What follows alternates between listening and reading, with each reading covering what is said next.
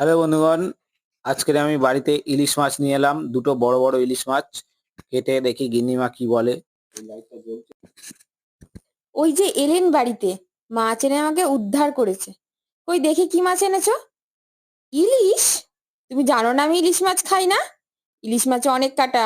যাও ওটা ফেরত দিয়ে আসো। কি জ্বালা! ভাবলাম বর্ষায় একটু জমিয়ে ইলিশ খাবো, কোনো শান্তি নেই। এখন এই কাটা ইলিশ কোথায় ফেরত দেই? আমি এত কিছু শুনতে চাই না। আমি কিন্তু আজকে ইলিশ মাছ রান্না করব না।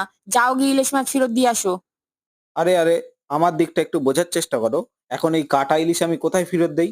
আজকের দিনটা একটু রান্না করে নাও। উফ, কানটা ঝালাপালা করে দিল। একবার বললাম না আমি কিছু শুনতে চাই না। আমি কিছু শুনতেও চাই না, আমি কিছু জানতেও চাই না। একবার যখন বলে দিয়েছি যে আজকে ইলিশ মাছ হবে না, তখন আজকে ইলিশ মাছ হবে না। এবার তুমি মাছ নিয়ে কি করবে সেটা তোমার ব্যাপার। কি বিপদ বলুন তো!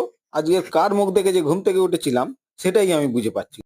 যাই হোক বন্ধুরা, আজকে তো বুঝতেই পারছেন আপনারা আমার কপালে ইলিশ নেই। তাই এই কাটা মাছ এখন আমি কিভাবে ফেরত দেব সেটাই আজকের আপনাদের নতুন টেকনিক দেখাবো। যেটা আপনাদেরও এই সমস্যা হলে ভবিষ্যতে আপনারাও এটা অ্যাপ্লাই করতে পারবেন। চলুন দেখা যাক। এই যে দেখুন, এসে গেছি সেই মাসির কাছে, যে মাসির কাছে আমি এই মাছটা আগে কেটে নিয়ে গেছিলাম। দেখি মাসিকে বলে, মাসি যদি জুড়ে দেয় তাহলে আমার গৃহযুদ্ধটা কম। ও মাসি, মাছটা তো তোমার কাছ থেকে কেটে নিয়ে গেলাম সকালবেলা, এখন কি জুড়ে দিতে পারবে? এই সোনা, তুই কি আমাকে বুড়ি মানুষ পাইয়া আমার সাথে সকাল সকাল মস্করা করতেছস? কাটা মাছ আবার জোড়া যায় নাকি গো? এই কাটা মাছ আমি কেমনে ধরুম? তুমি যেভাবে পারো জুড়ে দাও, জুড়ে দিলেই হলো। ঠিক আছে, ওখানে চুপ করে খাড়া, আমি দিতাছি।